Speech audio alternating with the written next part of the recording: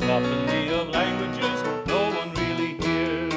I am Annie Moore, first through Ellis Island, and I claim the right to be remembered for that act. Let my legacy be the proud, unextraordinary me.